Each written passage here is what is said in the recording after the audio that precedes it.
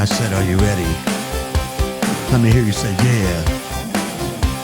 Oh, yeah. Let me hear you say, yeah, Dave. Yeah.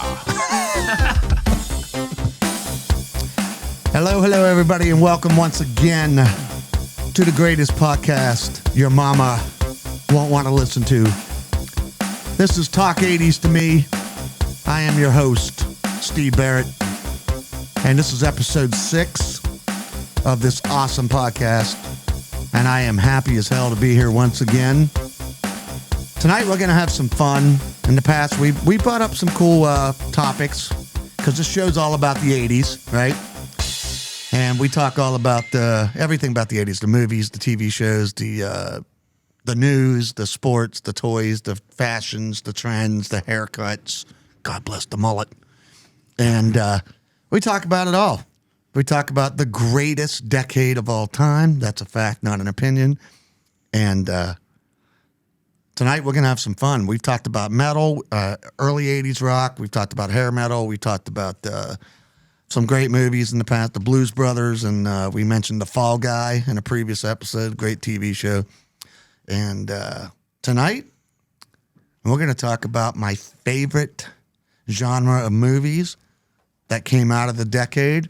And tonight, it's all about the 80s slashers, the low-budget blood and guts and boobs and everything else in between.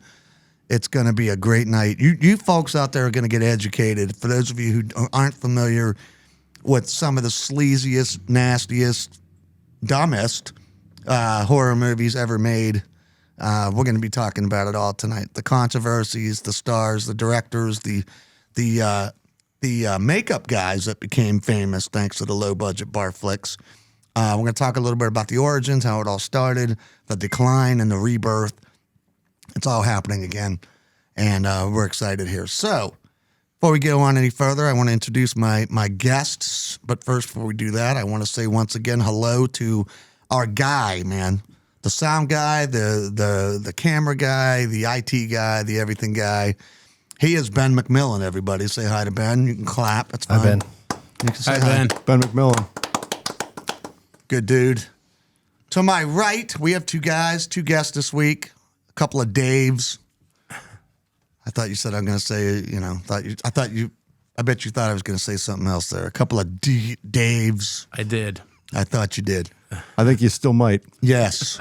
To my far right, two people over from me, is a guy that I have known for, oh my God, Dave, how long have we been friends? 30 plus years. 30 plus years sounds right to me. He is not only a good dude, and he's not only someone I've shared many beers with over the years, and a lot of wings and a lot of funny stuff, but he's also a connoisseur, a fanatic as I am, of the grade Z low-budget barfathons, and it's a privilege for me to have him here. Dave Beiter, everybody. Say hi to Dave. Hi, Thank Dave. you. Thank you. And I also have to my immediate right is a guy I've known, well, for 53 years. 54, I should say. I forgot how old I was. This guy has, wow, I don't even know where to begin. In addition to being the biggest Aerosmith fan I've ever met in my entire life, represent wearing the shirt tonight. Yes, sir. Who, by the way, that the band just recently announced that they're going to be embarking on their final tour, 50th anniversary, but that's another topic. Anyway, Dave Barrett, everybody, my brother. Dave Barrett. My brother from the same mother. Thank you. Thank you. And joining us along with the two brothers from another mother. So this is a big family affair in a way, in a weird way. He's off camera, but I also want to give a mad shout out to JD, my nephew and Dave's son. Can't see him, but he's rocking a Halloween shirt and a Halloween hat, a Michael Myers. He dressed for the occasion. Go, JD. And I should mention, too, that I'm proud to see Dave Beiter wearing a Killer Clowns from Outer Space shirt tonight, which is a great movie from the 80s. I am, of course, wearing a Friday the 13th, the original logo, the granddaddy of them all as far as the 80s slasher is concerned in the 80s. And Ben, of course, is wearing his tutu. So. It's okay. It's pretty scary, too. Yes, it is.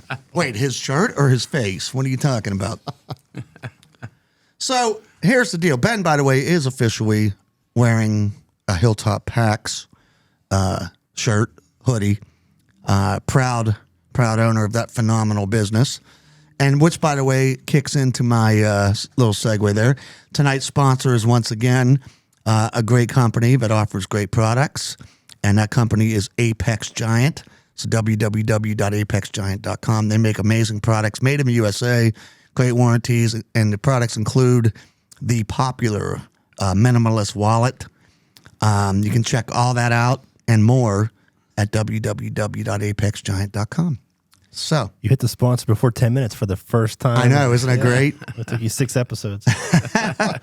We're learning. We're getting better. So we're going to try to do a new weekly tradition here. We did it in the first couple weeks, and then we kind of tailed off. But my buddy, Mr. Beiter here, has brought something with it. We don't know what it is, but we're going to kick off this episode with what I hope to do with every episode, but a formal toast amongst us. There's nothing formal about us. Oh, right, exactly. So I understand you have something that we can imbibe. It is true. All right. Just sure this is. You can take your headphones off. That's all right. He's got like long, gorilla arms. He can do it. What do we got here, man? Check it out. This is what is it, Dave? Tell us what it is. What we're drinking. This would be sheepdog peanut butter whiskey. Good enough. All right, sounds interesting. Peanut butter whiskey. Well, we're gonna crack that open. Brand new. Long-time whiskey drinker. It's a new one to me. New one to you. New one to me. Does it taste like peanut butter? We're gonna find out. All right, let's do this. Dave taking the first swig. Pass it on. I'm going to have to say Beiter and Barrett here when I'm talking to you guys. There's too many Daves. It's too confusing. All right, passing it on. There's Dave. Very good. Yep. And of course, I'm always last. Of course you are. Ah, wow. I taste the peanut butter and a little bit of DNA. Thanks for that, guys. I think you guys got all your shots. I believe Ben had some of my lunch. It does say 70 wolf It's actually not bad. on it. 70 instead of woof and proof instead of Yeah. proof. It's pretty good. Pretty cool. Yeah. You just Where'd let you me get know that? if you want Thank a little you. more. Yeah. So where did you get that? I like to shop local. Shop local. Okay. Support That's the the local guy. important. That's the important message that we always want to practice. We always want to preach here. Shop local. So, for those of you who don't know, by the way, I actually got asked last week from somebody who messaged me and said, "So where are you guys from?" And I gave him Ben's address, his home address, because I thought it'd be nice if he surprised him one day with a Totally fine because I gave you a fake address, so it's fine. Awesome. We are in Greene County, and that's all I'm going to say. So let's go. Pennsylvania. Southwestern Pennsylvania, Greene County, PA. We're between Morgantown, Washington, and Pittsburgh. And our motto here is, if you want to do anything fun, you got to travel at least 30 miles in any direction. True. That's about right. True. Sounds about right. Yep. Unless you want to stop at Hilltop Packs and take a great tour of that place. But I digress.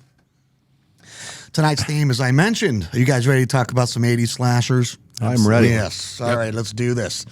So first thing I want to do is I want to define the term slasher movie.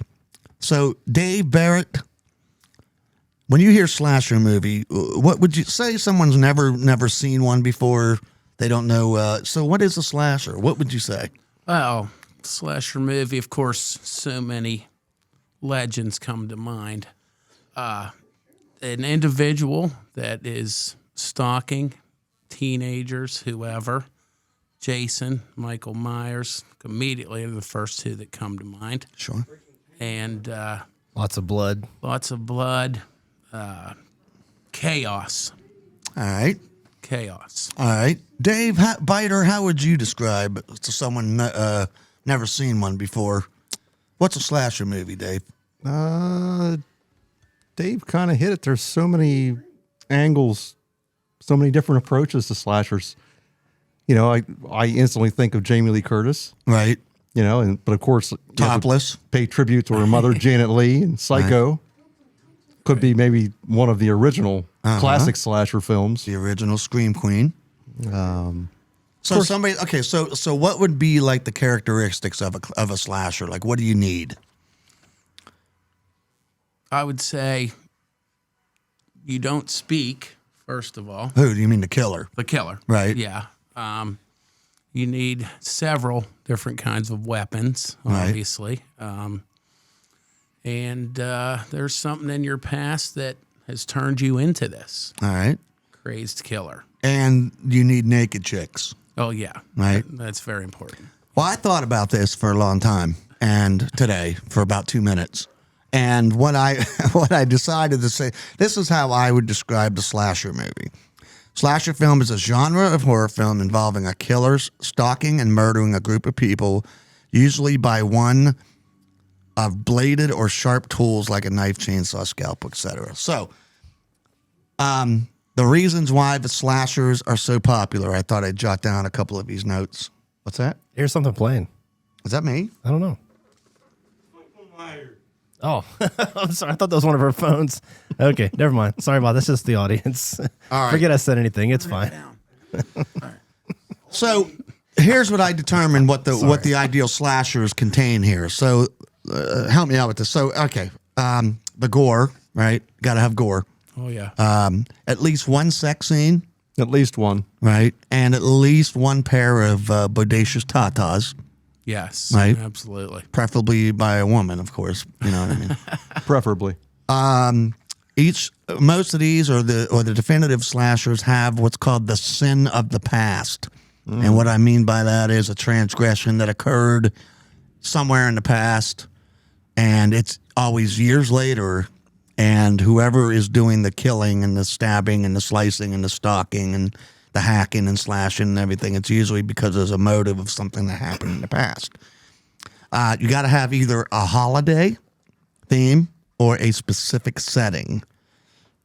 There have been numerous slashers that, sorry, I'm burping up that whiskey. Holy crap. Whew. Did you say you want some more? Not right this second. Okay. Give me about 30 seconds. So it's always a holiday, right? Like when you think slasher movie and holiday, give me some, like, give some examples. Like, what do you think when I'm saying holiday and slasher? Halloween. Right? Does prom night count? Sure. It's a holiday or Valentine's. special event. Prom you know? season, sure. Like spring break, like that Spring kind of stuff. break, yeah. Valentine's Day. My Bloody Valentine, good one. right? Great movie. Mother's Day, Ooh, Bunny Man. right? Well, crap, I just had another one right in my head there. There's one for, well, that was in the 90s. July 4th is Uncle Sam. That's in the 90s. That was a terrible movie. But anyway, so yeah, there's usually a theme. It's either a holiday. Of course, we're talking about Friday the 13th too, you know, a specific day. Surprisingly, no Easter bunny slashers in the 80s. They came later. It came later, did Yes. it not? Yeah. I got a question for you before you go to the next section, but go ahead. Before you go on, I got Okay. a question. Go ahead. Oh, I can do it now? Yeah. Okay. So what makes, besides like the filming techniques and the filming equipment, what makes an 80s slasher different than what's out today? Well, first of all, there are slashers in every decade. The slasher movie never dies.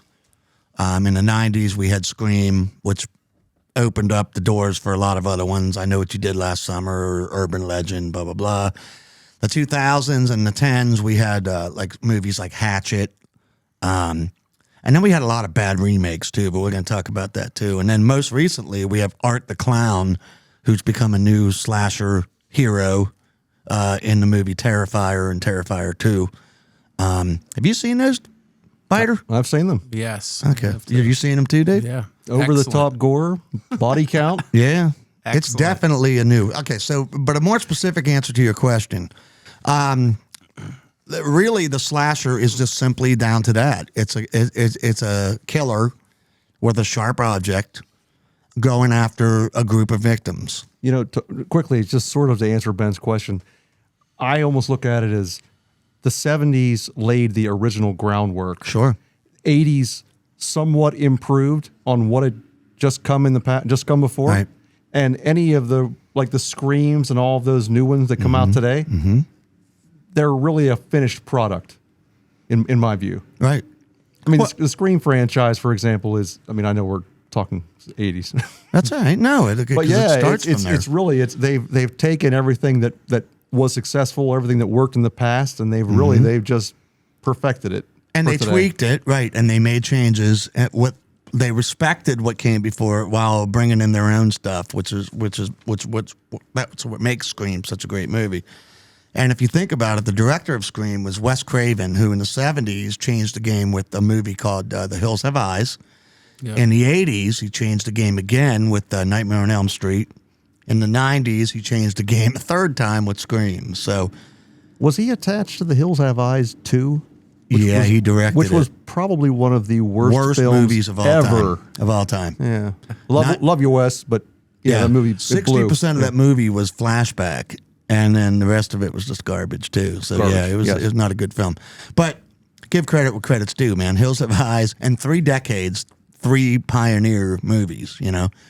And he passed away. R.I.P. Wes, but definitely left behind a legacy. He left some bad movies too. I mean, I'm looking at you, Deadly Friend, and Deadly Blessing, and a couple other stinkers there. Shocker, which was okay, but it wasn't great. But anyway. It was not okay.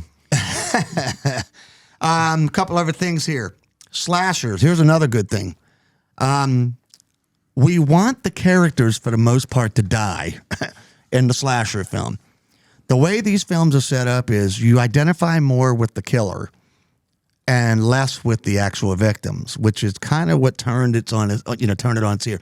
You always have one hero, or usually it's a final girl, right? Always. Not always. It's the good girl, doesn't smoke, doesn't drink, doesn't have sex, right? The virgin, the whatever. Right. But everybody else, for the most part, her friends or whatever, are idiots, or they're jerks, or they're everyone. You have the stereotypes. You have the jock, the nerd, the cheerleader type. You have the. Are we talking slashers or Breakfast Club? Oh yeah. They should have made a slasher version of the Breakfast Club. By the way, I'm just saying. How great would that be? The principal could be the killer.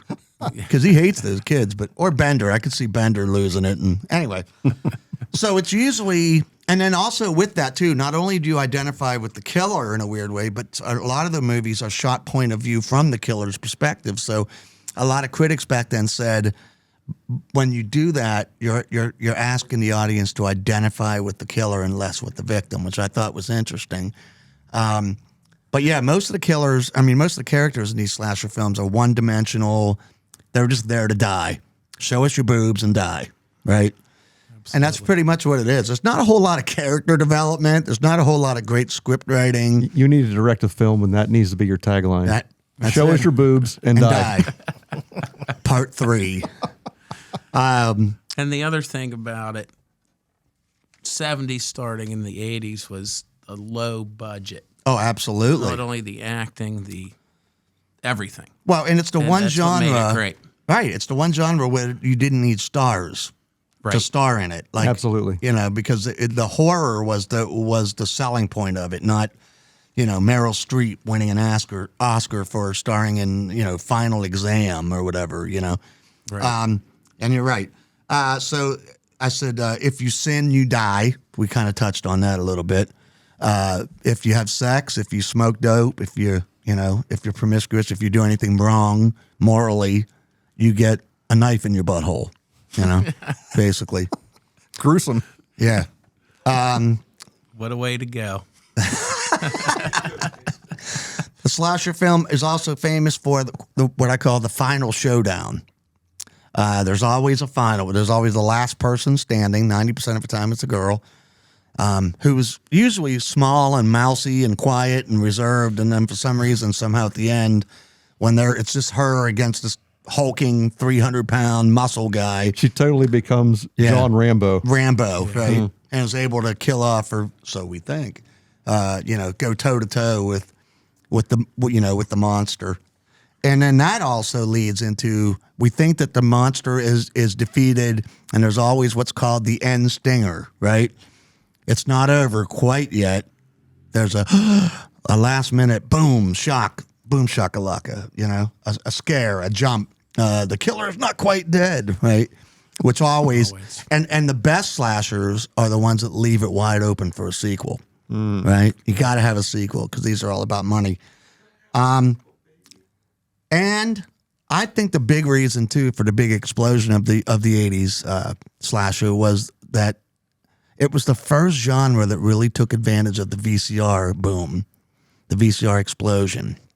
In the early 80s, they started getting popular as it was, but then with the VCRs and teens like us, right? Yeah. Walk down to the local video store, the corner store, whatever, or Pat's Discount, or Video 99, or Videos for You, or whatever. And we could go in and look at all the crazy, scary, creepy boxes and go, ooh, that looks good. 9 times out of 10, they were terrible, but the boxes looked awesome, right? And we'd rip that little Velcro tag off and walk up to the woman behind the counter, and she didn't care that we were 12 and we were renting something called Satan's Orgy. Sometimes 10. Yeah, right? Yeah. On a personal note, I would just like to say that my fiance still uses her VCR. I do too. Oh, wow. I do too. Still makes use. That's awesome. I love you, Nikki. Where does she rent videos at today? Well, she has Titanic on VHS. That's saved for special occasions. Wow. There's a joke there. You know what? No. Yeah, Leonardo kicked off his career in Critters 3. Are we getting too far ahead? Or No. That's actually a great point. I actually did not write that down in my notes. Leonardo DiCaprio's first, probably one of his, I don't know if his very first one, but yep, he started in Critters 3. And back to that point, our parents didn't really let us watch those. Right. No, they did But not. we were allowed to rent them from the store, so we'd kind of hide. There were a lot of sneaking. From them. There was a lot of sneaking around and waiting until midnight, or going over to your friend's house who had crappy parents, right? And thank you, HBO for putting on the gruesome horror movies after midnight. And Cinemax. I used to sneak down the stairs just to watch the deadly rats chew up the babysitters. And, Oh yeah, absolutely. yeah. Oh, yeah. So HBO had the low budget horror, and Skinemax had the low budget sex comedies, and it was great because you could go from like the Funhouse to Hots, and it would be a good night, So we thank all the crappy parents out there who didn't care what their kids watched, and we'd go over to their houses, and the kid would be like, "Hey, you want to watch Death Orgasm Part 5, the unrated version?" We were like, "Sure, why not? Let's get a pizza." So it's pretty cool. So I want to talk a little bit about briefly about the origins of the 80s slashers. And you guys both touched on it a little bit. As we have said now probably every week at some point, but the 70s really was the start of pretty much everything that was cool in the 80s. I mean, if you think about the hard rock and metal, think about all the pioneers, in that decade, starting with Black Sabbath and then through Kiss and Aerosmith and Alice Cooper and Ted Nugent and blah, blah, blah, on and on, which then, that turned into a great decade of music. Same thing with the movies. So, in the 70s, we had, let's start with the 60s, actually. Dave Beiter mentioned it briefly. The original slasher film, the very first one. Dave Barrett, you know what that is? The original slasher film. I'll give you a hint. Beiter already mentioned it. And the hop lawn that was in it. Shower scene. Psycho. Yep. You calling Beiter a psycho? Or you? Yes, I am. 1960, Alfred Hitchcock, the original Psycho. That's actually being classified as the very first American slasher film. And then in the 70s, of course, early 70s, we had the Texas freaking Chainsaw Massacre, directed by Tobe Hooper. Ben, have you seen, by the way, did you see the original Psycho? Is that a scary movie? Yes. Didn't know. I have not seen it. I forgot. We got to make fun of Ben a little bit. Ben doesn't like scary movies. One small part about scary movies I don't like, and it's the scary part. So I don't watch it. He gets scared. You know what I think are incredibly scary? Sheepdogs. Looks like we're going for round 2 here. While we're passing that around, getting ready for Ben to have some more DNA, let's keep going. Can I go first once in a while? No, that's what makes it fun. I do have a theory about your 70s music and movies and how it translated into or turned into the 80s. Technology was huge. Think about all the experimentation that went on in the 60s with music and movies. In the 80s, things really stepped up with film. You have to answer my question while you're still gagging. Who's wearing the tutu, Steve? No, but like it's the 60s are full of experimentation with both music and movies, and the film of movies and the audio tape of recording audio wasn't quite where it was in the 80s. 80s really progressed majorly and gave them better access to better tools, better recording. Right. That's why you probably saw a huge leap from the 60s to the 70s. And I'm sorry, 70s and then into 80s. And I agree with that. Yeah. Not only that, but I think we started getting like young maverick directors were coming out of the 70s, right? And it was you had guys like John Carpenter, who was doing films like oh crap, Dave, what's the one he made in the 70s where the cops are holed up in the building and the gangs are trying to kill him? Oh. The big one. Assault on Precinct 13. Thank you. All right, then you had Wes Craven, Sean Cunningham teaming up to do Last House on the Left, and Craven also did the Hills Have Eyes. John Carpenter would also do Halloween, of course, and then you had Bob Clark, who came out with the original Black Christmas, which is an underrated film, doesn't get the love it deserves, and is considered to be really the start of the POV killer in a house, while unsuspecting college students are getting offed one by one. It really started that whole thing. John Carpenter himself. Is that your phone going off? Is it me? Every week it's you. Every week it says the same thing. Is that me? It's every week it's you. I don't Steve. even know where my phone is. It's you. Oh, it's right here. Every week. There's a volume control. right, Old hold people on on a phones. minute. I'm going to get you a phone with these big buttons That's on it. not you this time, JD. JD, is it you? I'll turn it down. Turn it down. Turn it off. I got it. It's all good. All right. So anyway, what we I was said? going to ask you a question. 73. When was the original Texas Chainsaw? 70. Or was I thought it was 74, but it maybe a that little might later be. than that. Yeah. That's the first one as a kid. I just, scared the Probably, peanut butt out of me. probably in my younger years, the scariest movie I'd ever seen. Yeah. I would say it was the scariest movie I'd ever seen. The And original. you never saw that one, right? The original Texas. Yes, it's a scary movie. I didn't know. Toby Hooper directed it. So here's the crazy thing about Texas Chainsaw Massacre. It, for years, even to this day, still has a reputation of being one of the sleaziest, most blood-soaked, most disturbing. It's a grimy, dark, on and on and on. There is there's no blood in the film at all. None. Wow.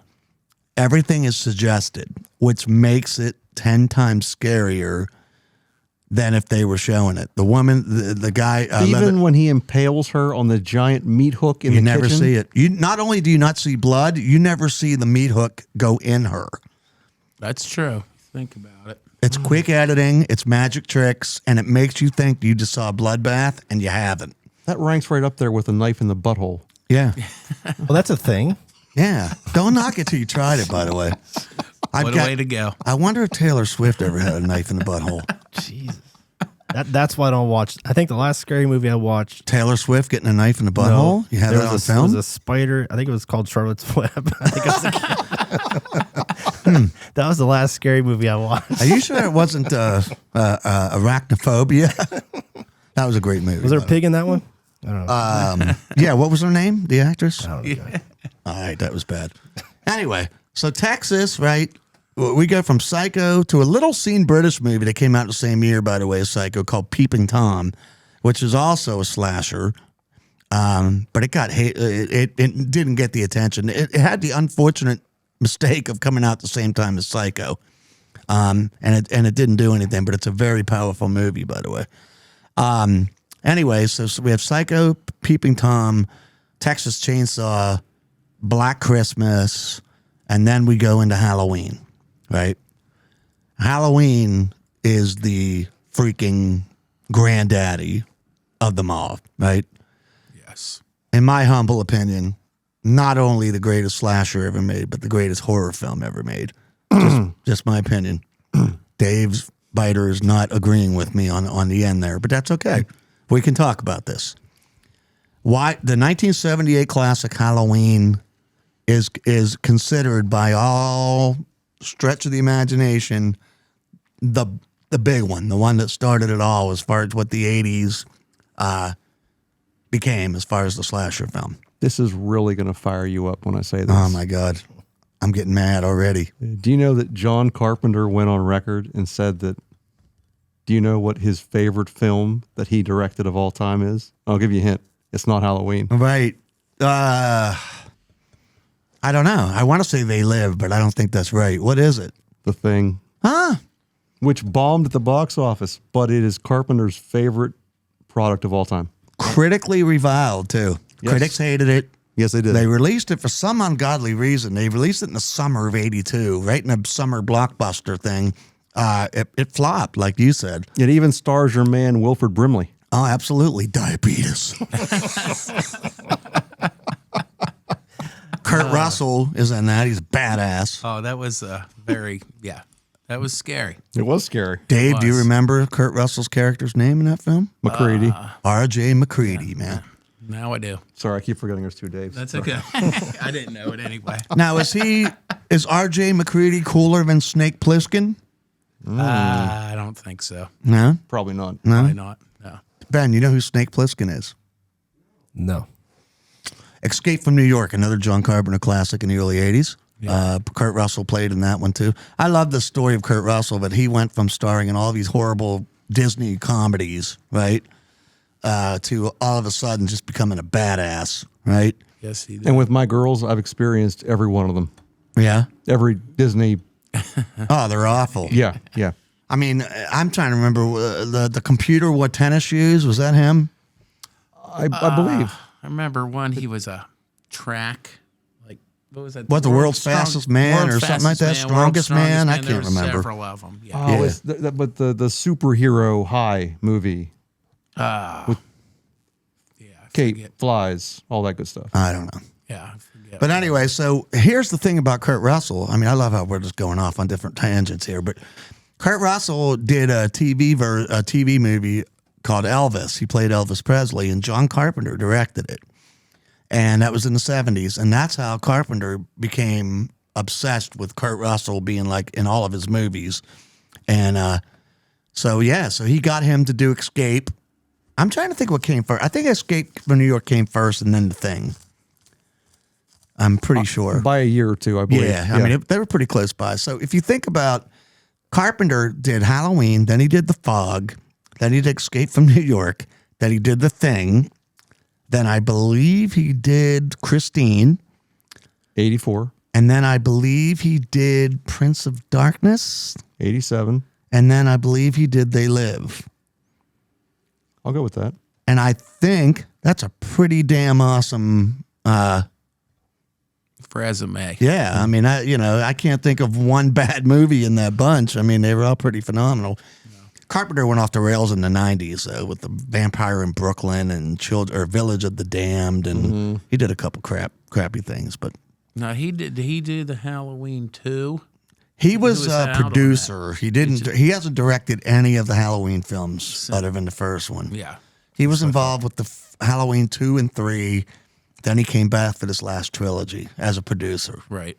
So he didn't want to make a sequel to Halloween. He was actually furious that the studio was demanding a sequel. He felt it was great on its own. It doesn't need to be. He quite frankly, he said, this is not a story that needs to be told again. It's a simpler story. You know, guy escapes from a sanitarium, goes back home and kills the babysitters. He's like, we don't need 13 movies. Meanwhile, we have 13 movies. But I will say the second one was pretty cool. How it was the same night. Right. It was about as close. Halloween 2, in my opinion, is the next best Halloween film. Yeah. Totally agree. Right. And then just how they continued it the same night. Yeah. Jamie Lee in the hospital. I hated the brother-sister thing, though. I think that ruined it. Well, yeah. Because it's almost as cool as trying to continue the original Texas Chainsaw Massacre.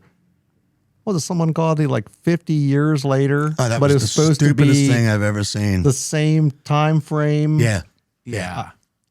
And meanwhile, What, the killer's wearing diapers, yeah, and he's chasing you 1 mile an hour. Well, and he doesn't look like he's 80, which is how old he would be in the film. Yeah. Yeah. Sorry. No, that's all right. See, this is what's great about back the show. to Halloween. We go off the rails, and Halloween's not even an '80s movie. That's how legendary it is. But anyway, so I say 1978 Halloween, greatest horror movie ever made. Whatever. If you don't agree, I don't care. I say 1975 Jaws. Not a horror film, Not an 80s film either. and not an '80s film. Great movie though. The problem with that is, it is technically considered a drama. Yes. But, you're telling me that you're going to rank up, Jaws and say like terms of endearment. You're going to throw them in the same category. Right. You're going to throw Jaws in with like legal eagles. It doesn't work. Kramer versus Kramer. It doesn't work. Steven Spielberg himself in an interview probably 10 years ago, Jaws is not a horror film. It's a suspense film. In terms of endearment, it's not like Glenn Close and Jack Nicholson are like lurking under the surface. Are going to swim up and like chew you into little pieces. Right. It's about a killer shark who's like terrorizing a beachfront community. Beiter, I'm going to bring It's a you back scary here for movie. another episode in which we talk about shark movies, because I know you're obsessed with shark movies. We could do that. I know, because I really want to talk to you about Jaws for the Revenge. I think that alone could be an hour-long episode. At least. The worst effing movie of the 80s, in my opinion. But anyway. But they brought back so much of the original cast. Right. But Yeah. another time. And they all sucked. But anyway. So Halloween, of course, this is where we're tying in. Halloween then leads into Sean S. Cunningham in 1980, May of 1980, releases the original Friday the freaking 13th, which is, in my opinion, the best horror movie of the 80s. I want to make that clear. Halloween, best movie of all time. Friday the 13th, best movie of the 80s decade from 80 to 89. Low budget, cost less than $500,000 for them to make it. Went on to be the second highest grossing movie of the year, only behind The Empire Strikes Back. And in and this is why you got to think of how big of a deal this was. 1980 also saw The Shining and Dressed to Kill. Two huge, big budgeted mainstream horror movies that everybody was thinking they were going to blow everybody else away. Right. And they didn't do well, but Friday the 13th became the second highest grossing film in 1980. And I think its total take was like probably 39 million, which doesn't sound like a lot, but adjusted for inflation, it would be a monster today. With a budget of under $500,000, that was a pretty damn impressive thing. Halloween jump-started the slasher craze. When the success of that film came out, when studio producers were watching lines around the block at all the theaters showing it, they said, man, we got to get in on this, right? Yeah. And Friday, in my opinion, had the perfect prototype of what a slasher film should be. You had the sin of the past, right? You had it all. You had the gratuitous nudity and the sex scene. You had Kevin Bacon getting killed, which, come on, who doesn't want to see that these days? You had an unseen killer, a lot of point of view shots. You had a great finale, a great chase scene, a freaking decapitation, an end stinger to end all end stingers, and a setup for a sequel. I don't know how you can't say Friday the 13th is not the perfect slasher. And honestly, the timing alone was perfect because, Cunningham so much as admitted that he was hopping on the coattails of Carpenter's success for Halloween. Absolutely. He knew Absolutely. the timing was perfect. Halloween was a monster. People just wanted more. Absolutely. And it was the time for Friday. And just the surprise of it. Yeah. Mrs. Voorhees being All right. the killer. Oh, way to give it away, Dave. Yeah. I totally saw that, by the way. Yeah. I mean, as kids, How could you give that away 43 years later? How could you? a friend of the Christies, just nobody expected that, obviously. Oh, hi, what are you doing out here in this mess? Yeah. Right? Mrs. Voorhees. Exactly. You were making love. You weren't paying attention. Right? Yeah. Where was that stab directed? I don't know. I think the butthole. I was thinking you were going to say that. Yeah. Steve Christie got it in the butthole. Poor What guy. a way to go. And that's the second time my brother said that.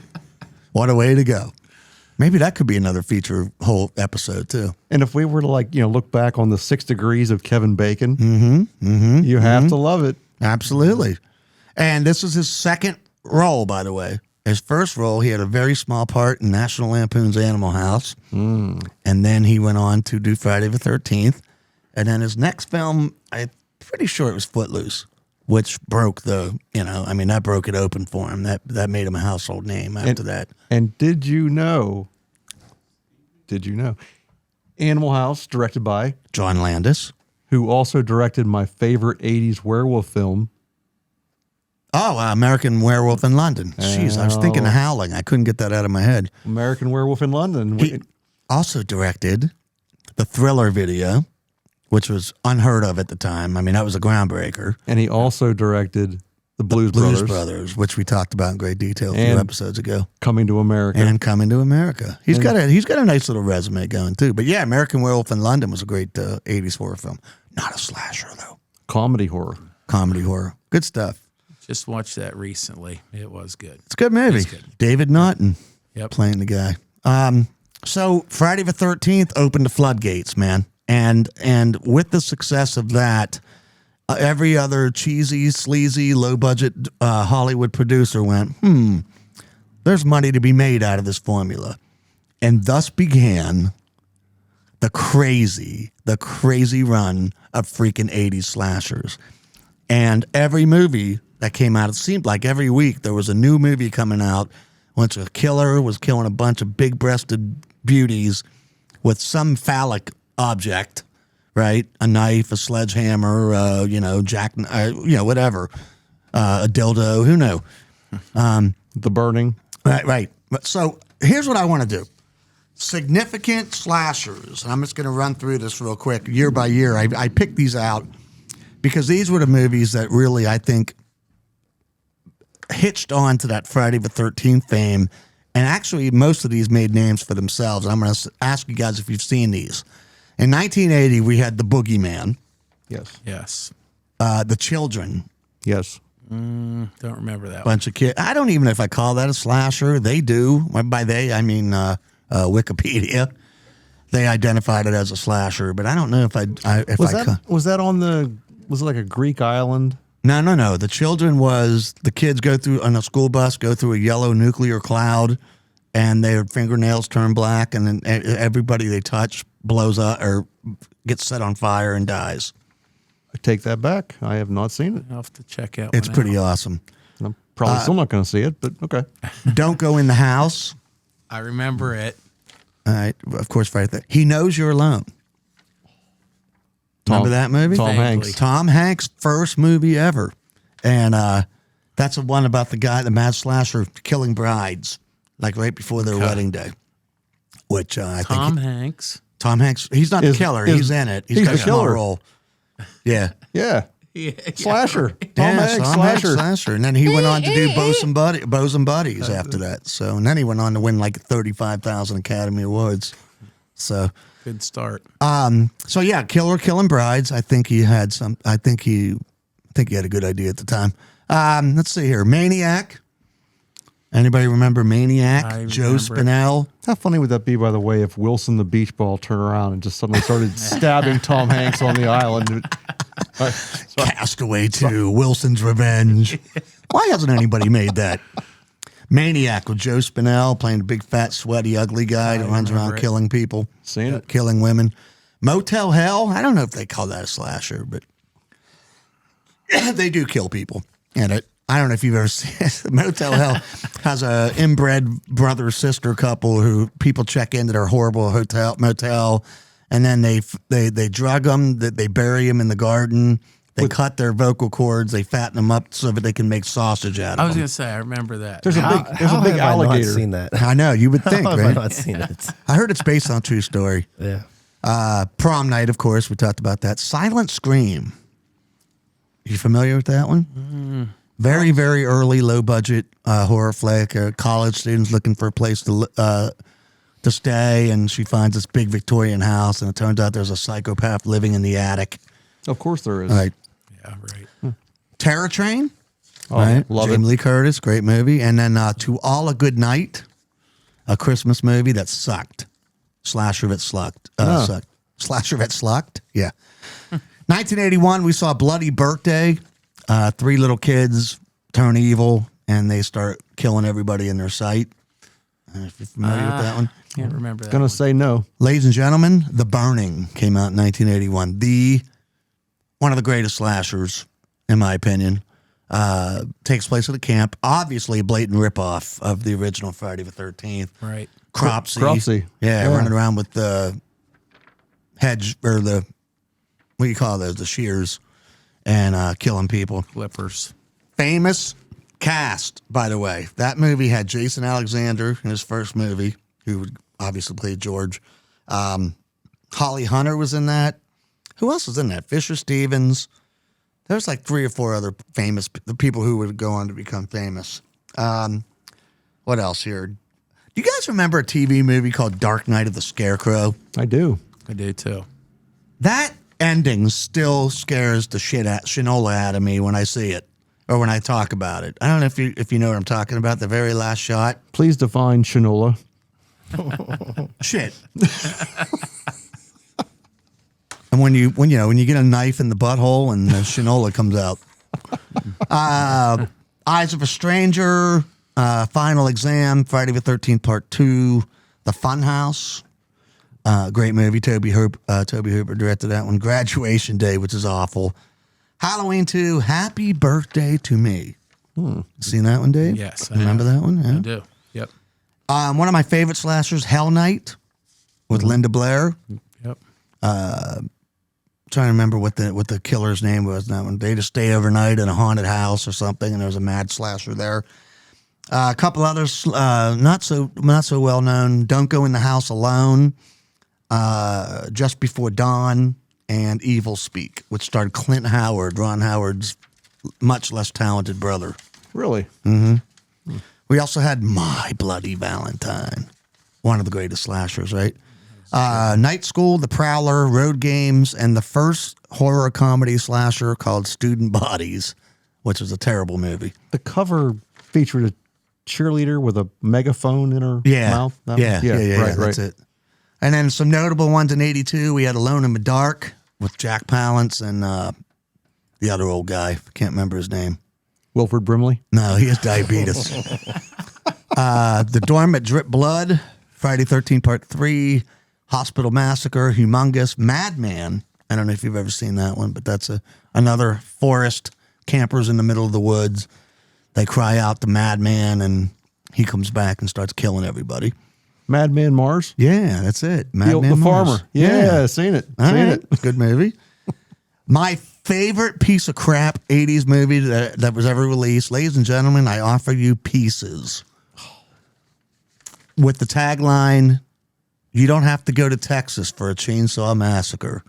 Wait a minute. Didn't we see that at your Oh, place? yes. Oh, not yes. Too long ago, me and JD. Not too long ago. Yeah, not too long ago. It's the greatest bad movie you will ever see in your entire life. You can't fault the kid. He just wanted to complete the jigsaw puzzle. Absolutely right. Absolutely right. He got mad at his mom, so he sliced her up in 100 pieces with an axe. Everyone starts. deserves a hobby. Right? You know. Is that how the movie started? Right? Yeah, that's how it started. It started in 1940, and it's great because the phone rings, and it's a rotary phone that they didn't have in 1940. And then she tells them to go get a plastic bag, and they didn't have plastic bags in the 40s. Anyway, let me see what else we got here. Silent Rage, Chuck Norris slasher.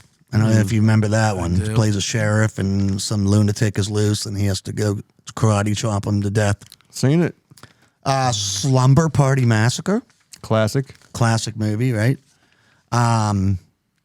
Spawned several sequels, all of them terrible, but the original Slumber Party is pretty good, violent. And then I had Visiting Hours. I don't know if you remember seeing that one. The hospital. Linda Pearl, I think, is in it, and Madman starts killing everybody in the hospital trying to get to one woman. It's pretty good. 83, not very many, but I just wanted to reference some of these. Curtains, which is a great low-budget horror film. The Final Terror, Frightmare, The House on Sorority Row, Psycho 2. They came out with the sequel to the original Psycho. And then, ladies and gentlemen, I present to you Sleepaway Camp. Mm-hmm. And what can you say about Sleepaway Camp? Ending that no one ever saw coming. No. If ever a movie of any kind had ever been salvaged by a finale, it's that one. Because going up throughout the whole movie, it's not that great. As far as slashers go, it's very routine, right? Terrible performance for the chick that played Angela. She doesn't say anything in the whole movie. It does contain one of my favorite lines, though, in any bad movie, where one of the counselors says to her, "Poor Angela, flat as a board and needs a screw." So, And a knife in the butthole. And the knife in the butthole, which they edited out for some reason. Dave, do you remember Sleepaway Camp? I do. You remember the ending? I don't. Yeah, we're going to have to watch that. Yeah, I'm not giving it away. Well, we're not giving it away. But for those of you out there listening who are taking notes or whatever, definitely check out Sleepaway Camp. In 1985, we only had a couple here. Friday the 13th, Part 5, A New Beginning. No Jason on that one. It sucked, right? was that Roy the ambulance ambulance driver? driver. Good memory, Dave. Yeah. Mm-hmm. Roy the ambulance driver, because his fat son Joey got hacked to pieces in the beginning, and that's how it started. Yeah. Nightmare on Elm Street 2. Why you got to pick on the fat kid? Yeah. I am the fat kid, man. We're all the fat kids. All right, look at us. Talking about. Nightmare on Elm Street 2, which I like to call the gay one. If you remember, Nightmare 2 was very erotic tone, overtones. I don't know if you guys remember that. The main character, Jesse, and he has a dream where he gets smacked with a belt and naked on his naked butt in the shower by his coach. There was a lot of gay things in that movie. You don't remember it? I don't remember that. Interesting. Tuned it out, huh? Must have. Yeah. I don't know why I vividly remember it so much. We don't either. Knife in the butthole, everybody.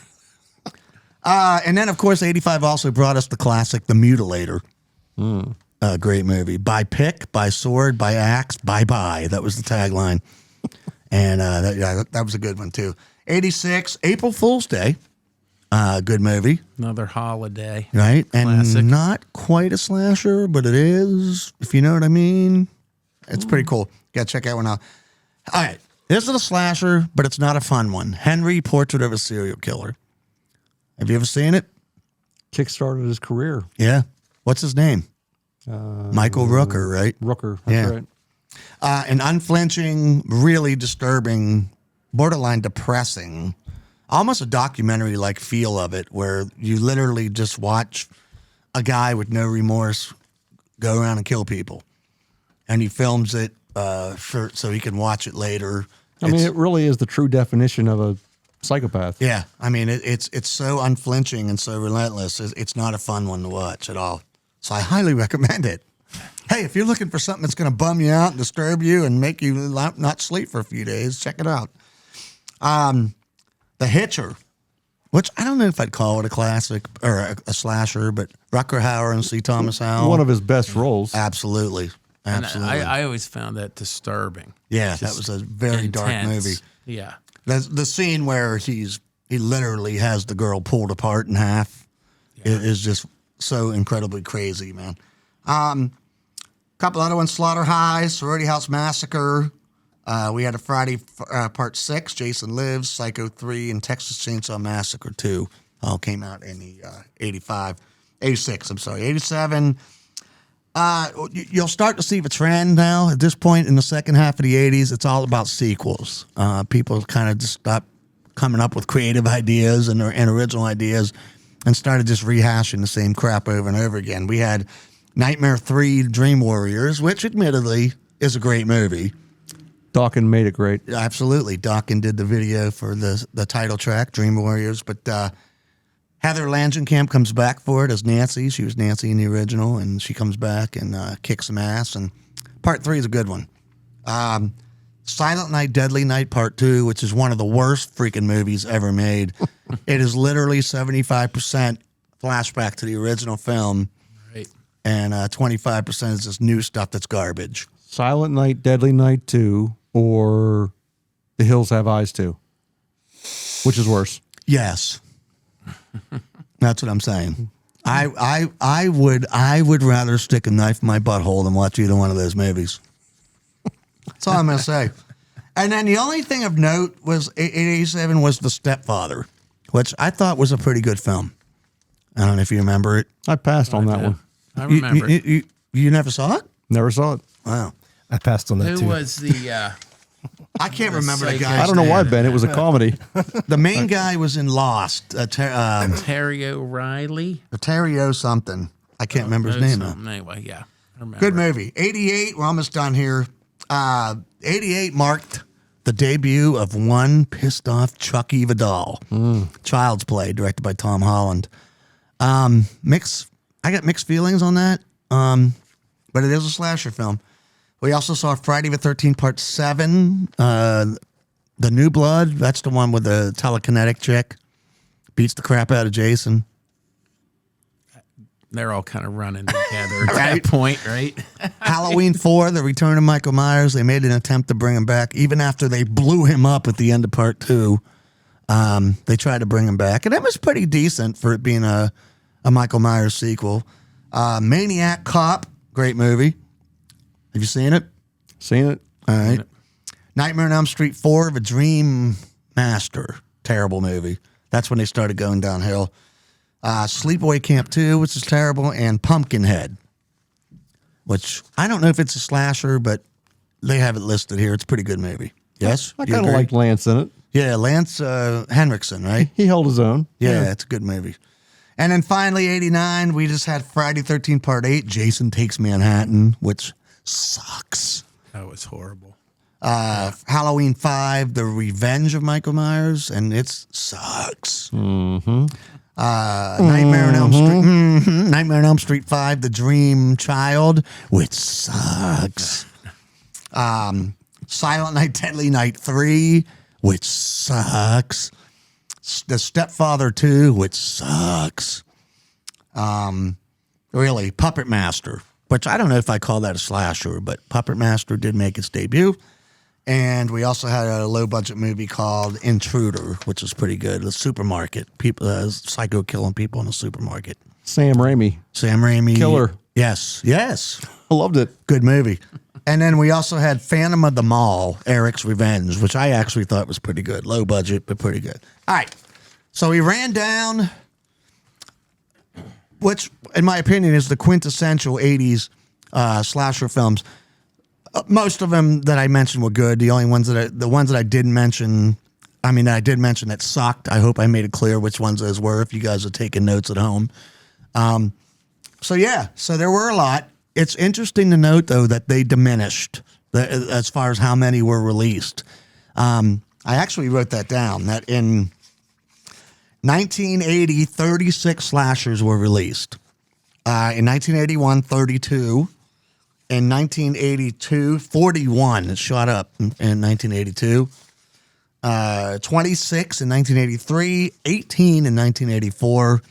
And then my numbers start going down. 16 in 85.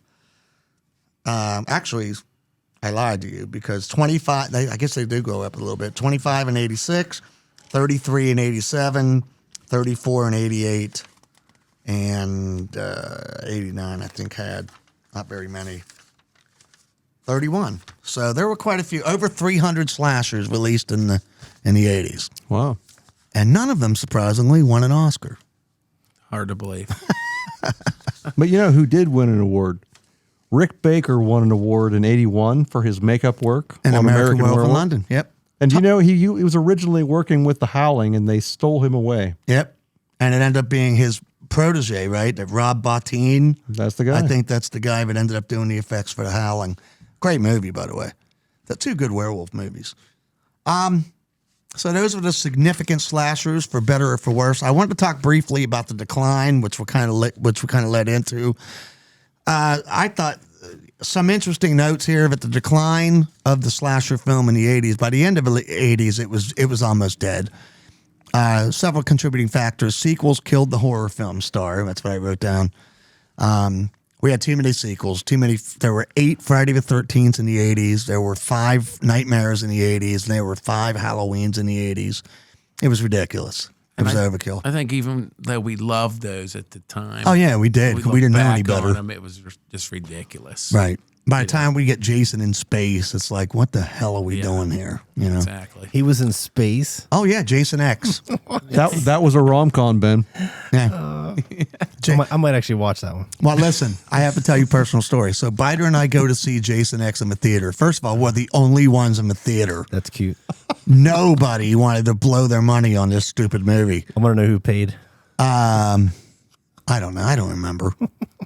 Steve got the popcorn. I got the popcorn. Dave looks disappointed. Someone assuming he paid. Yeah. And close to the end of the movie, there's a scene where one of the characters is about to get sucked out of the freaking space shuttle thing because Jason put a big hole in the side. And right before she gets sucked right out of that hole into space, she looks at the camera and goes, "Oh, this sucks on so many levels." And I looked at Beiter and I stood up and started applauding because I was like, "Thank you. Thank you for identifying yourself." True story. Right? she looked at the camera and said, "This sucks on so many levels." And right then and there, I said, "I love this movie." Because they knew they had a big giant turd on their hands. Can you say fourth wall? Yeah, right? So sequels killed the horror film star in the 80s. Another contributing factor that I think with the lack of creativity, there were some directors that desperately were trying to create new villains, right? The new horror icons. And after the originals, they're just, I mean, Chucky was about the next one that came close. And who's scared of a freaking 2-foot doll? Yeah. Yeah, pretty Ben much. probably is. Kind of, yeah. I wouldn't watch it. You know, they tried to rip off the Gremlins and do the Ghoulies, and then they did that Stepfather movie with that Terrio, whatever his name is, tried to be a psycho. Terrio Quinn. That's it. I remember. And good memory, Dave. Thanks. And they just couldn't create any new villains that were attracting people because once you get past Freddy, Jason, Michael, even Leatherface, I mean, Norman Bates came back. How did Ghoulies and Critters even spawn sequels? They did. They really did. A lot of them. Direct to video. They cost like 99 cents to make, and they made like $1.99. So they said, all right, let's make another one. Terrible movies. And thank you, by the way. My next segue, straight to video, created a lot of shoddy product, man. People stopped caring about, like, you know, acting and scripts and, you know, everything. And they started making crapola. The slashers died in the 90s. It's another contributing factor. And psychological horror became the in thing. You think about, like, Silence of the Lambs and Seven. Cape Fear. Right. Cape Fear, another great one. It became more about disturbing and less about hacking and slashing and, you know, that kind of stuff. Fatal Attraction. Right. The 90s became this giant, let's get away from that kind of stuff and let's start creating more realistic killers. And Ben, you've said in the past, too, that you like Thrillers. I do like those. I like thrillers. I'm not watching just for gore and blood and, you know, I like the suspense and thrillers. Absolutely. I like trying to figure out what the heck is going on. I want it to be kind of real, but not, obviously not real, but could be maybe real. Maybe. Well, So you're just a fan of the whodunits. I don't know what that means.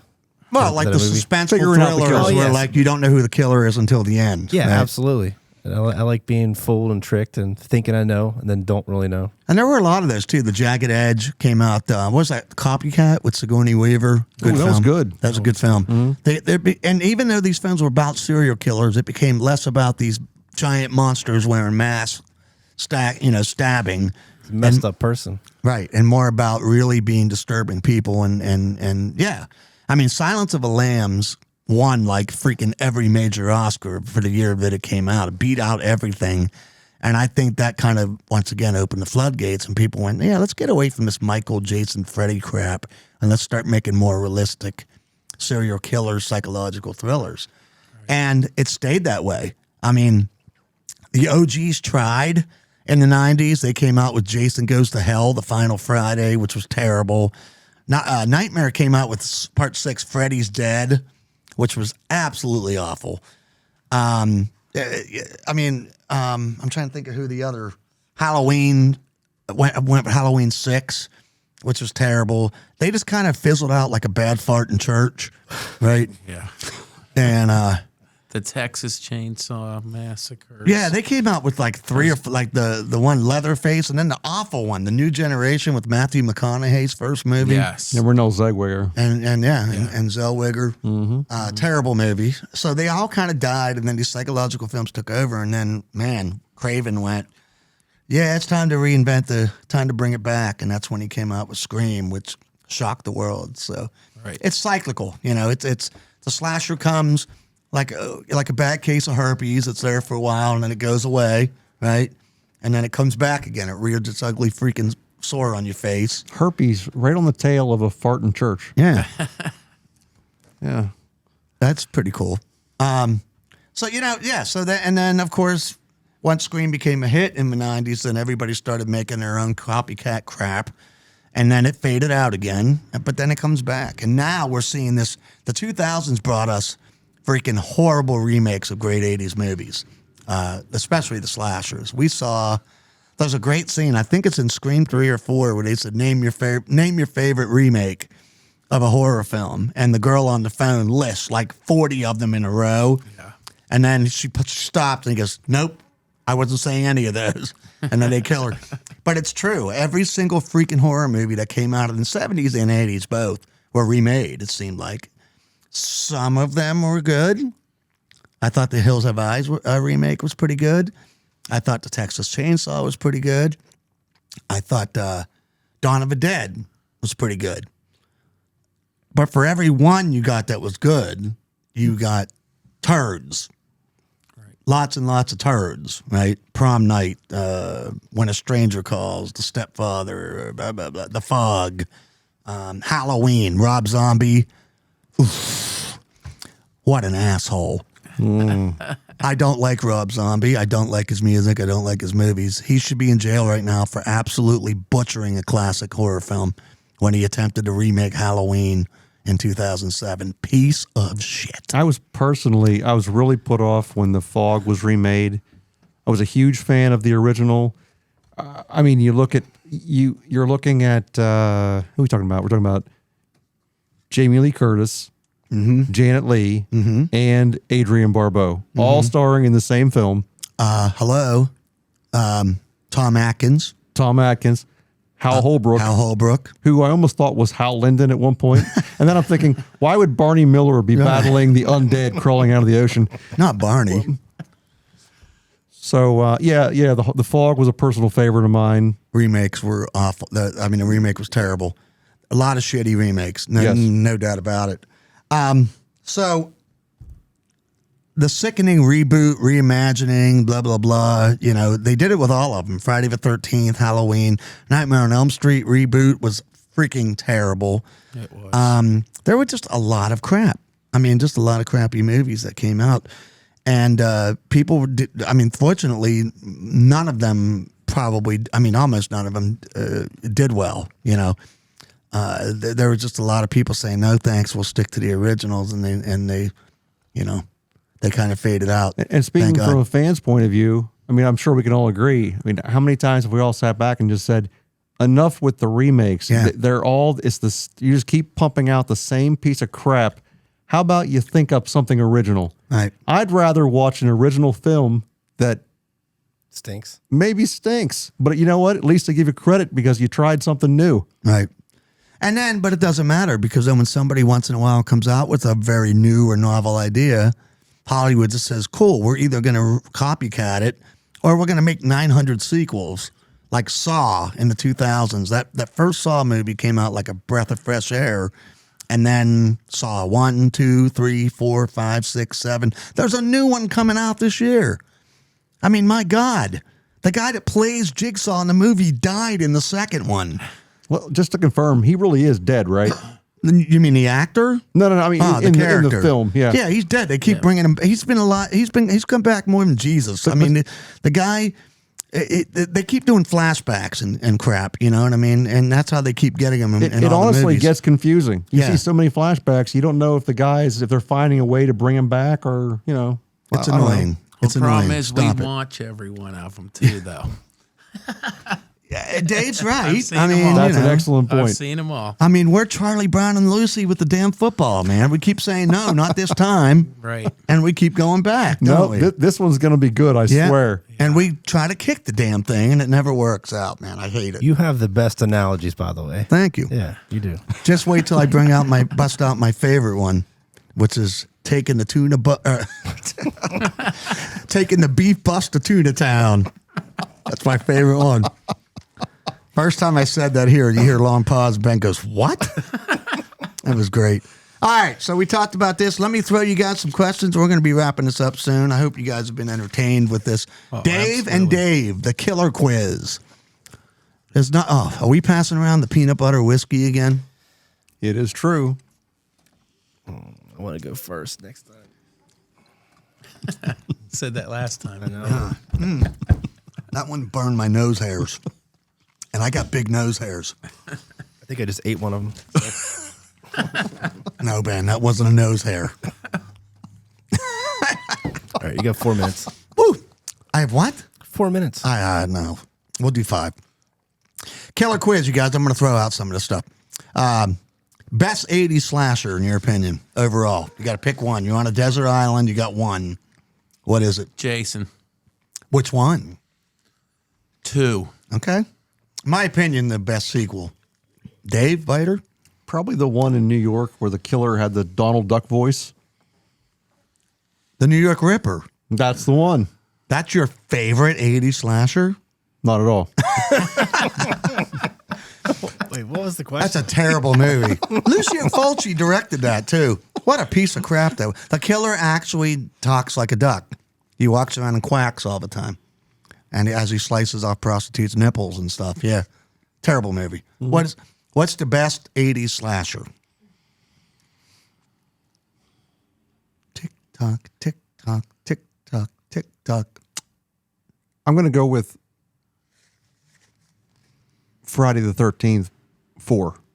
Oh, the final chapter. Final chapter. The one with little Tommy Jarvis, a.k.a. Corey Feldman, destroys the big hunk of man. That's the one. Good one. Oh, that had the twins in it, too. You saw them naked. You saw their buttholes in that. No knives, though. No knives. And no blood. No blood.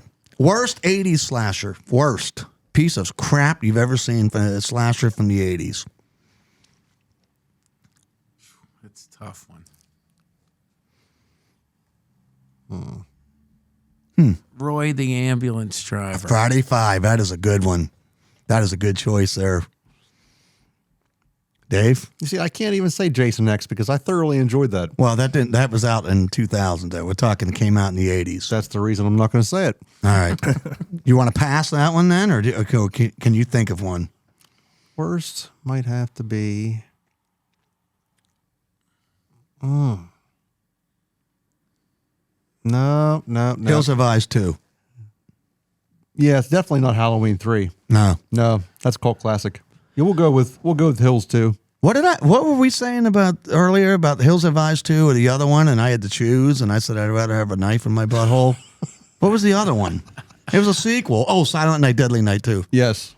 Also, I would say Silent Night, Deadly Night 2, by the way. All right. Best sequels between the big three in the 80s only. We were talking Jason, Freddy, and Michael. Who had the best sequels in the 80s only? Halloween, Friday, or Nightmare on Elm Street? Boy, that's a tough one. I'm going to have to go with Halloween. Halloween, It's definitely not Nightmare. right? So, but then depending on your love for Rob Zombie. Well, I'm talking in the 80s. Oh, though. the 80s, Just the in the 80s, 80s. I'm So sorry. you think about Friday 2 through 8. You think about Nightmare 1 through 5. And then you think about Halloween 1 through 5. Or 2 through 5, I should say, sequels. I'm going to say just based on the formula, it's got to be Friday. Okay. And I would say Halloween. Halloween started going off in too many different directions for Well, my but- personal liking, but But other than 3, at least they went with Michael going back to Haddonfield and killing people. Yeah. Other than 3 not having anything to do with it. All right. Who's better overall, Jason, Freddy, or Michael? Who's the better slasher? As far as a slasher, I'd say Freddy. Not my favorite, but Interesting. just the way his Like one-liners and the his evil one-liners, demeanor the and the fact that he knives. could infiltrate your dreams. the and knives, the gore. Right. Sort of like what Ben was saying earlier about, building on the success of the past. Right. Yeah, I mean, Freddie he brought in the comedy. Right. Well, Jason didn't really speak. Michael didn't either. No. Does that kind of automatically give, Freddie like the leg up on that one? Better personality, huh? He's got personality. I would say my opinion is Michael. The answer is always Michael. Always for me. Okay, then I'm going to go with Jason. All right, cool. Better decade overall for slashers, 70s, 80s, 90s, or 00s? Slashers, not horror movies, but specifically slashers. The better genre, or the better decade. Oh, man, that's a tough one. I'll go with the 70s. I'm old school. Well, you got Texas, you got Halloween. I mean, you got Black Christmas, you got the juggernauts there. Yeah. You don't have as many. Remind me again, what's the name of your show? Talk 80s to me. Yeah, I'm going to have to go with that. The 80s? Yeah. I'm going to agree with you. The Mount Rushmore. Geez, how much peanut butter whiskey have I had? The Mount Rushmore of slasher villains. In other words, you got the Mount Rushmore. You got four faces. Who are the four faces for slashers? From the 80s. From the 80s. And you can include Michael, even though he started in the 70s, but he was big in the 80s. I'd have to give Jason, Michael, Freddy, and Who's number 4? That stupid doll. Chucky? Can I put Bruce the Shark up there? Leatherface. No. Leatherface? All right, so are we agreeing it's Jason, Freddy, Michael, right? 3. And fourth one, we're saying Leatherface? I'm saying. You guys probably disagree. I would love to see a great big, like a coal miner up there holding a big pickaxe. That would be badass. Wouldn't You're that talking be about My badass? Bloody Valentine. It would. But only one movie, though, Yeah. Chucky, like Ben said. You put him up there? Norman Bates, Leatherface. I don't. That's badass too. He's up there wearing a mask made of human skin. Yeah. I'd have to get. I think you got to go Leatherface. That's pretty bad. Yeah, I'll go with that one. Jason, Freddy, Michael, and Leatherface. All right. And I love this question. Earliest recollection of the first slasher movie you ever saw? Can you remember? I'm assuming it was at home, right? VCR or HBO or Cinemax or something. You guys remember what your first horror movie? I'm gonna say the first one I ever saw was Psycho. Yeah. Yeah. Okay. At home on TV. All right. Mom and Dad might let me sneak in and watch a little bit of it, but Shout out to my buddy Eric Prue in his big old farmhouse in Mount Morris. It was 1982, and we watched the original Texas Chainsaw Massacre. Nice. Very, very nice. Had a giant bay window, big full moon in the sky, scary as crap. Yeah, Nice. it was a good one. Yeah. That's awesome. Yeah, for me, I vividly remember the first slasher movie I ever saw. It was on TV, and it was Halloween. And it was edited horribly on NBC. It was on Halloween night. I want to say 80, 81. It was right before Halloween 2 came out. So, okay, the essential slashers. Write this down, folks. This is my essential list. If you're a novice, if you're new at this and you want to watch some slashers, write these down. Here we go, real quick. My Bloody Valentine. He Knows You're Alone. The Burning. The Funhouse. Terror Train. Hell Night. Happy Birthday to Me. The Prowler. Alone in the Dark. Slumber Party Massacre. Curtains. Sleepaway Camp. Silent Night, Deadly Night. The Mutilator. And, of course, Pieces. And that's excluding, by the way, all the sequels to the big ones. And I'm looking at that list, by the way, and I guarantee you, Ben has never seen any of those films. Could I see it again? Let me see. Safe to say. Yeah. No. All right. So I just want to shout out a couple quick resources, by the way. If you guys want to learn more about the 80s slasher boom, there's a couple great books and movies. Going to Pieces, The Rise and Fall of the Slasher. It's a book written by Adam Rockoff, and it's also a movie. It's a documentary, which I believe you can check on IFC, Prime, and some other places. There's also a great series called In Search of Darkness, parts 1 through 3. It's on Shudder. The director is David Weiner. And it's the most thorough, exhaustingly thorough documentaries about the 80s horror and slasher films. Each part, there's part 1, 2, and 3, is over 3 hours long. And it literally breaks down every horror film, every director, every actor, everything. It's amazing. A book called Crystal Lake Memories by Peter Brack. It's a complete detailed history of all the Friday the 13th movies, breakdown, talk to the actors, directors, everybody.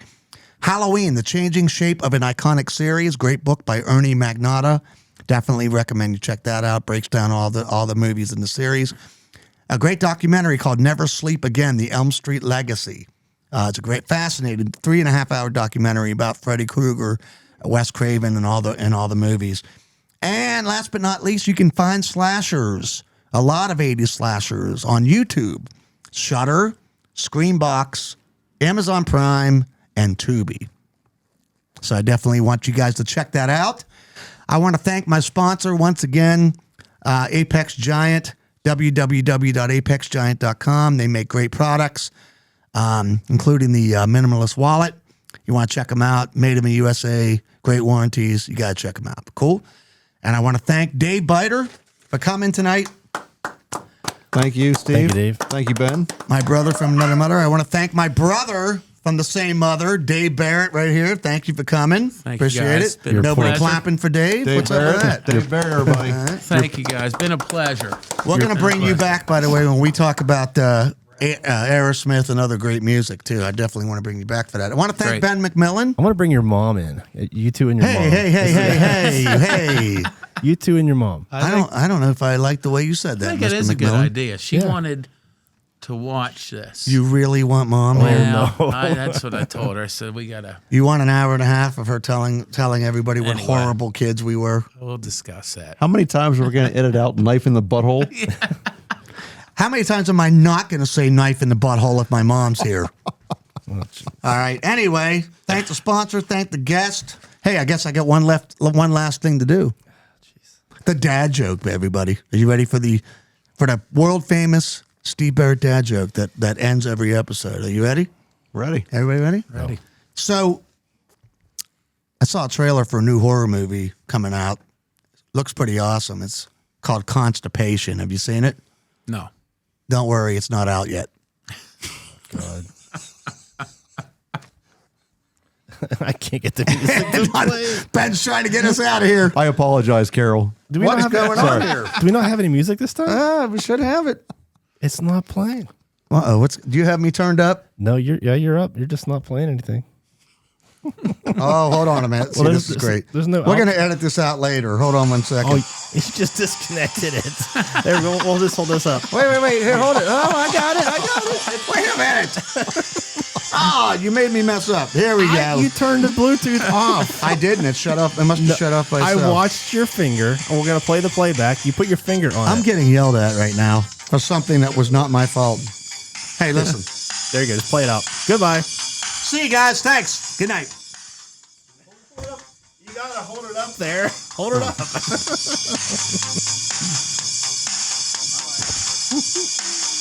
I don't know what happened. Hold it. It's over. All right. Just say goodbye. It's not, dude. You Goodbye, everybody. Thanks for coming. Thanks for listening. See ya. That's pretty good stuff. Isn't it? I know. Dude, that stuff is disgusting.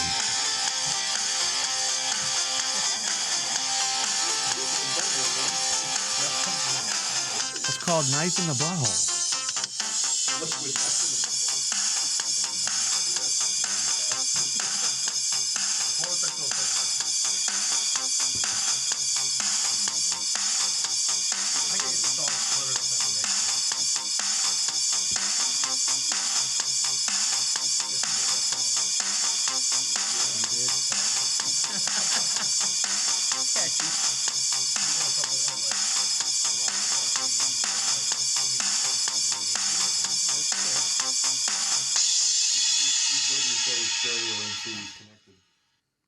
I don't know why that didn't work, man.